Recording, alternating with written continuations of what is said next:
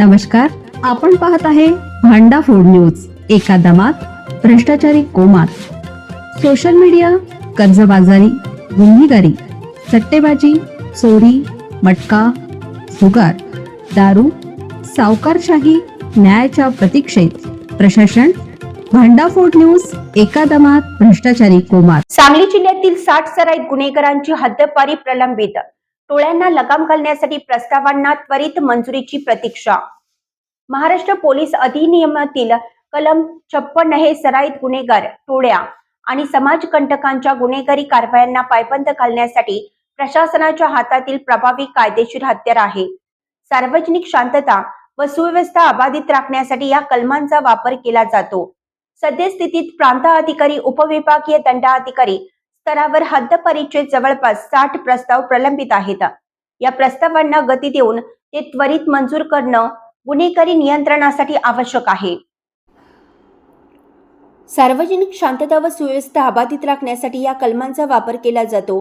सद्यस्थितीत प्रांत अधिकारी, उपविभागीय दंडाधिकारी स्तरावर हद्दपारीचे जवळपास 60 प्रस्ताव प्रलंबित आहेत. या प्रस्तावांना गती देऊन ते त्वरित मंजूर करणं गुन्हेगारी नियंत्रणासाठी आवश्यक आहे.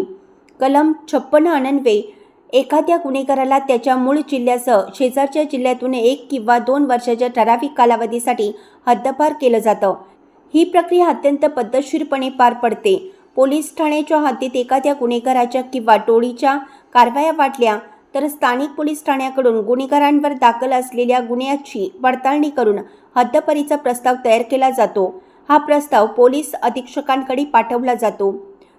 त्याच्या छाननीनंतर तो अंतिम मंजुरीसाठी प्रांत अधिकाऱ्यांकडे सादर केला जातो. प्रांत अधिकारी संबंधित गुन्हेगाराला बाजू मांडण्याची पुरेशी संधी देतात. नैसर्गिक न्यायाच्या तत्वाचं पालन करून आरोप सिद्ध झाल्यास हद्दपारीची अंतिम नोटीस बजावली जाते.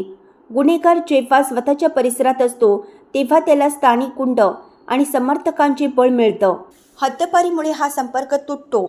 नेत्याविना त्याची टोळी विस्कळीत होते आणि त्याच्या गुन्हेगारी नेटवर्कचा कणा मोडतो. अनेकदा स्थानिक नागरिक सराईत गुन्हेगाराविरुद्ध साक्ष देण्यास घाबरतात. गुन्हेगार हद्दपार झाल्यामुळे नागरिकांमधील भीतीचं वातावरण कमी होतं आणि पोलिसांबद्दलचा विश्वास वाढतो.